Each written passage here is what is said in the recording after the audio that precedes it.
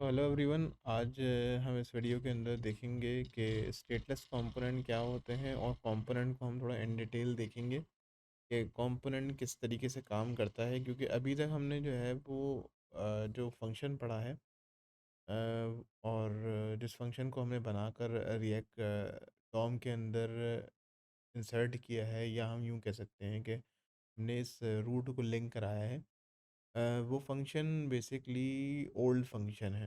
ठीक है, तो ये फंक्शन कीवर्ड के थ्रू हम फंक्शन बनाते हैं और इस फंक्शन का नाम देते हैं। तो रिएक्ट से पहले रिएक्ट जब स्टार्ट हुई है, तो रिएक्ट ओल्ड वर्जन पे भी काम करती है। तो हमारे पास जो जावास्क्रिप्ट के अंदर अपडेटेड वर्जन है, जिसके अंदर हमें फैट एरो फंक्शन मिलता है, और उस फैट एरो फंक्शन का सिंटेक्स थोड़ा डिफरेंट है, और उसमें डिफरेंस ये है कि उन्होंने जो लाइन ऑफ कोड है वो थोड़ा कम कर दिया है, और थोड़ा सा आसान कर दिया है, और फंक्शन के सिंटेक्स को। तो मैं आपको दिखा देता हूँ कि सिमिलर ये जो फंक्शन यहाँ बना हुआ है, यही सेम तरीके का फंक्शन जो है वो होता है, बस हमारे पास फंक्शन का कीवर्ड हट जाता है। मैं भी आपको लिख के ही बता देता हूँ। उससे पहले जो मुझे डिस्कस करना है वो ये डिस्कस करना है कि कंपोनेंट इटसेल्फ एक फ़ंक्शन ही होता है। ठीक है? तो हमारे पास 2 तरह के कंपोनेंट होते हैं, एक होता है स्टेटलेस कंपोनेंट और एक होता है स्टेटफुल कंपोनेंट। स्टेटलेस कंपोनेंट वो होता है जिसके अंदर हमारे पास सिर्फ एचटीएमएल रिटर्न हो रही होती है। ठीक है? और स्टेटफुल कंपोनेंट हमारे पास वो होता है जिसके अंदर हमारी स्टेट्स जो है वो इंक्लूड होती हैं, हमारे पास स्टेट से डाटा आ रहा होता है। अभी हमारे पास यहाँ पर स्टैटिक डाटा है, तो हमारे पास सिर्फ और सिर्फ जो है वो एचटीएमएल इन्वॉल्व है, और हमारे पास यहाँ पर कोई स्टेट इन्वॉल्व नहीं है। आगे चल के जब हम स्टेटफुल कंपोनेंट डिस्कस करेंगे, स्टेट को डिस्कस करेंगे, तो आपको अच्छे से अंदाज़ा हो जाएगा कि स्टेट कंपोनेंट क्या होते हैं और स्टेट कंपोनेंट बेसिकली किस तरीके से काम करते हैं। फंक्शन के लिए या कंपोनेंट के लिए आप एक चीज़ आप लाज़मी समझ लें कि हमें हमेशा जो है वो जेएसएक्स रिटर्न करनी है। अब जेएसएक्स हम रिटर्न नहीं करेंगे तो क्या होगा? रिएक्ट 18 से पहले जेएसएक्स रिटर्न हम नहीं करते थे, तो एक बिग फैट एरर आता था हमारे पास स्क्रीन के ऊपर, और वो एरर ये कहता था कि you must return some JSX. आपको मस्ट जो है वो जेएसएक्स रिटर्न करनी पड़ेगी। अगर मैं इसको खाली छोड़ दूँ रिएक्ट 18 से पहले, क्योंकि अभी हम रिएक्ट 18 पढ़ रहे हैं, तो रिएक्ट 18 के अंदर ये इन्होंने इस चीज़ को ख़त्म कर दिया, इस बिग फैट एरर को, और अब ये एरर नहीं आता हमारे पास। लेकिन अगर हम फंक्शन को खाली छोड़ दें, तो रिएक्ट इसके ऊपर एक एरर देता था कि you need to return some element और सम एचटीएमएल, और in coding sense we need to return some JSX. हमें जेएसएक्स लाजमी रिटर्न करनी है, तो हम फंक्शन को एम्प्टी नहीं छोड़ सकते, हम उसको रिटर्न कुछ ना कुछ कराएंगे, कुछ ना कुछ एचटीएमएल का एलिमेंट उसको रिटर्न कराएंगे। अच्छा, अभी यहाँ पर क्या है कि हमारे पास जो फंक्शन हमने जिस तरीके से फंक्शन बनाया था, रिएक्ट इटसेल्फ बैकग्राउंड पे जो है वो हमारे पास अब इस फंक्शन के अंदर फंक्शन कॉल कर रही होती है। अगर आपको मेरी बात पे भरोसा नहीं है, तो मैं आपको यही सिमिलर काम जो बिहाइंड द सीन हो रहा होता है वो करके दिखा देता हूँ। तो होता क्या है कि ये जो हमारा फंक्शन बना हुआ है अभी गुड मॉर्निंग के नाम से, इसको मैंने कमेंट आउट कर देता हूँ, इसको मैं कमेंट कर देता हूँ, और ये हमारा फंक्शन कमेंट हो गया।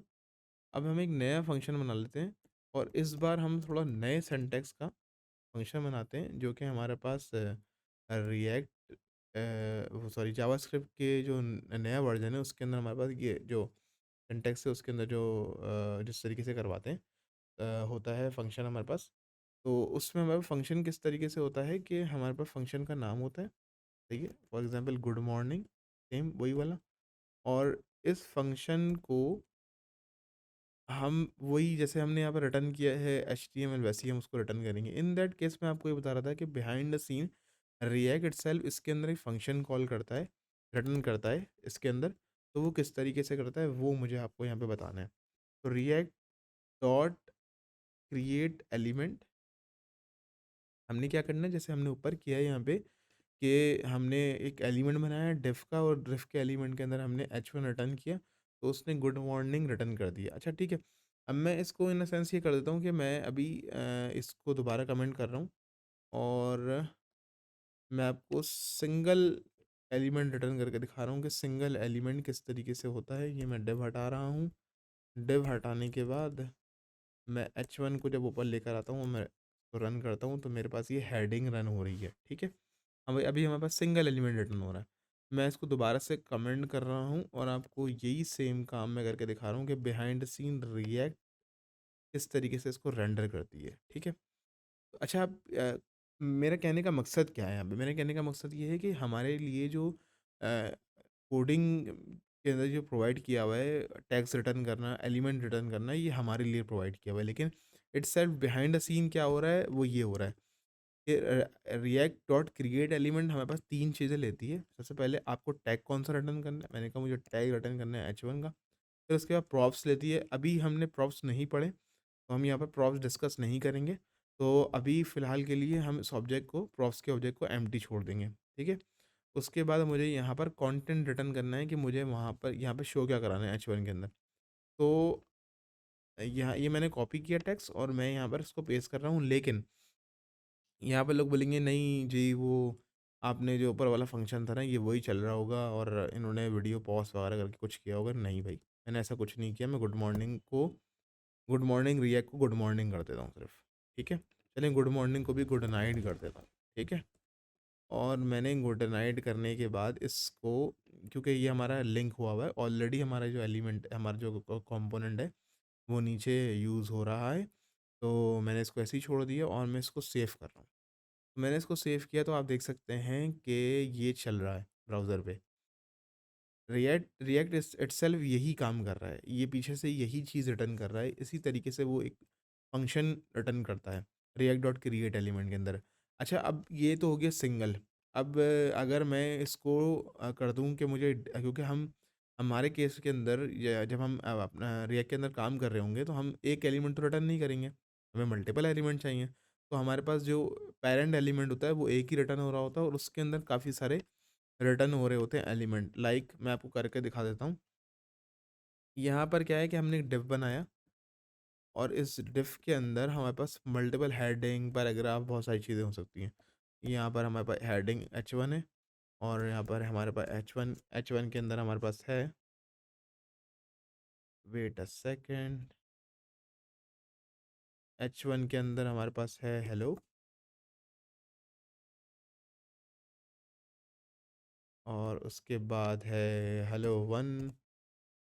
ठीक है, सिमिलर टू, और मैं इसकी हेडिंग वन को heading two, heading three change कर देता हूँ ताकि आपके लिए थोड़ा सा आसानी हो जाए समझने के लिए कि मैं बात कहना क्या चाह रहा हूँ। ठीक है, तो मैं इसको अब रिएक्ट के, मैं आपको बताने का मेरा मकसद ये है कि बेसिकली ये जो अ, एक आसान तरीका है एलिमेंट के थ्रू रिटर्न करना कंपोनेंट को, ये हमारे लिए प्रोवाइड किया गया। इट्स सेल्फ पीछे ये नहीं हो रहा होता, पीछे इस तरीके से रिटर्न हो रहा होता है, लेकिन ये कोड हमारे लिए करना बहुत ज़्यादा डिफ़िकल्ट हो जाएगा। ठीक है, तो जब मैं इसको रन कर रहा हूँ, अभी क्या है कि हमारे पास दोनों कंपोनेंट खुले हुए हैं, सेम नेम के दो कंपोनेंट नहीं हो सकते, तो मैं इसको कमेंट कर रहा हूँ। ठीक है, और मैंने इसको कमेंट किया तो ये H1 H2 H3 तीनों चल रहे हैं। ठीक है, अब अगर यही काम मुझे इससे करना है, नीचे वाले से, ठीक है, तो मुझे क्या करना पड़ेगा कि यहाँ पर मेरा जो पेरेंट एलिमेंट होगा वो होगा डिव, और फिर डिव के अंदर फिर मुझे एक और क्रिएट एलिमेंट करना पड़ेगा। उस क्रिएट एलिमेंट के अंदर मैं फिर मैं H1 पास करूँगा, फिर H1 के अंदर मैं हेडिंग के अंदर का जो कंटेंट होगा वो पास करूँगा, फिर उसके अंदर एक और, मतलब फिर इसी डिव के अंदर एक और। तो मैं आपको एक काम करता हूँ, मैं आपको एक करके दिखाता हूँ कि किस तरीके से ये काम करता है। मैं ये ऊपर वाले को कमेंट कर रहा हूँ। ठीक है, और मैं नीचे वाले को वापस खोल रहा हूँ और इसको मैंने कर दिया डिव। ठीक है, और इस डिव के बाद यहाँ पर मुझे कंटेंट नहीं चाहिए, अब मुझे यहाँ पर क्रिएट, अब यहाँ पर मुझे यूज़ करना है रिएक्ट डॉट क्रिएट एलिमेंट, क्योंकि अब मैं दोबारा एक एलिमेंट क्रिएट कर रहा हूँ। उस एलिमेंट के अंदर है H1 और उस H1 के अंदर हम वही फिर एम्प्टी प्रॉप्स, क्योंकि अभी हमने प्रॉप्स डिस्कस नहीं किया। तो उसके बाद हमने क्या करना है, कंटेंट पास करना है। फॉर दिस टाइम हम जो है वो हेलो का पास कर देते हैं। ठीक है, और हम यहाँ सेव करेंगे तो हमारे पास हेलो शो हो रहा है। इसी तरीके से सिमिलर फिर मुझे एक और शो करना है, तो मैं फिर एक और बनाऊँगा और फिर तीसरा बनाऊँगा। तो ये क्या है, एक बहुत ज़्यादा कॉम्प्लेक्स जो है वो कोड हो जाएगा अगर हम इस तरीके से इसको यूज़ करेंगे। तो दैट्स द रीज़न कि हमें जो है वो ये वाला एलिमेंट वाला जो जिसके अंदर हम टैग्स के थ्रू रिटर्न करते हैं, ये प्रोवाइड किया गया है। तो होपफुली ये जो है वो ये समझ में आ रहा होगा आपके, और अगर आपको कुछ समझ में नहीं आ रहा तो आप कमेंट सेक्शन में मुझे बता सकते हैं।